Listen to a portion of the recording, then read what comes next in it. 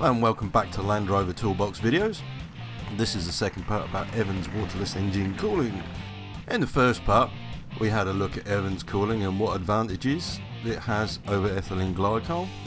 In the second part here we're going to have a look at converting to the waterless system. But first of all we're going to let you hear what the owner actually thinks. Hi, my name's Ian, this is my Land Rover 90. It's been running Evans waterless coolant now for 2 weeks, long and short journeys with just general duties. It's performed faultlessly, it warms up quickly, it sits exactly where you'd expect it to on the temperature gauge. Very happy with it, can't fault the product at all. Okay, well this is actually Ian's 90 with a 200 TDI engine. Unfortunately it's not straightforward and there is a process involved before you put Evans into your system. Basically what's involved is getting your vehicle and draining the fluid out. Before you fit the power cool in, which is this nice amber liquid, you need to be able to prep the engine. This waterless cooling solution is absolutely waterless, so it's required that all the fluid, the antifreeze that was in there, to be removed. This is done with the prep fluid seen here. This is hydroscopic, which will draw out any fluid left in. First of all, the old antifreeze needs to be removed, and this can actually be quite a messy job. What we've done here is break a pipe to drain the radiator, and we've taken the bung out of the block. To work correctly, the prep fluid needs to be heated up to engine temperature with the engine running.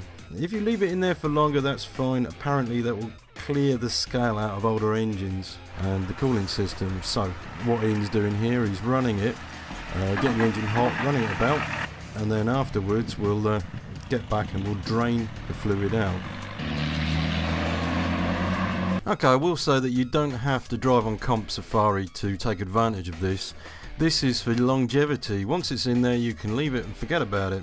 This solution is for any vehicle that has a water system in it, and for proud owners like Ian who look after their vehicle, this is an ideal solution. Okay, so after a long joyride, Ian's actually returned.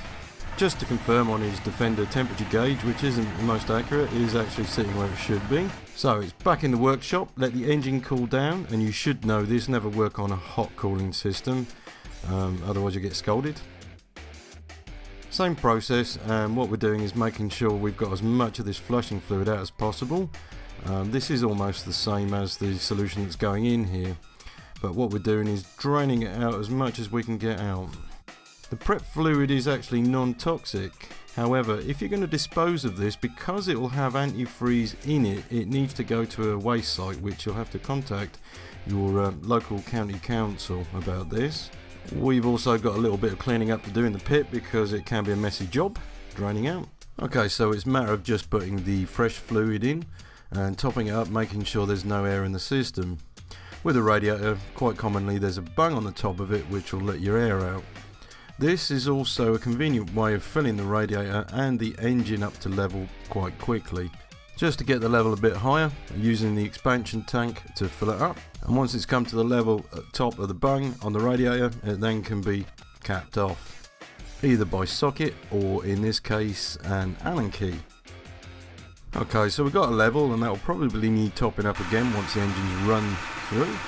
Most important thing supplied with the solution is some stickers telling you not to add any water, and this is just a reminder because it doesn't take water. Okay, well the thing is here that your system needs to be in good condition to use this, because once it's in you won't need to touch it. It's a solution that is there for a lifetime, and they're saying that it's 20 years. The engine will run at normal operating temperature in all conditions, it doesn't boil, and the hoses will be soft since there's very little pressure in the system. The bonus of not having much pressure in the system means that it takes the strain off components. Ian's vehicle recently has had a new radiator fitted. The hoses are in good condition as well since they were changed for the 200 TDI conversion. He won't need to touch this for a long time. So once there's in, all you have to do is just leave it. Now I won't ever have to change my antifreeze again. In the first case you want to be looking at paddock spares and accessories since they are a stockist in the UK and a mail order. For those who are a bit further away from the UK, there is also a global stockist finder, so check it out.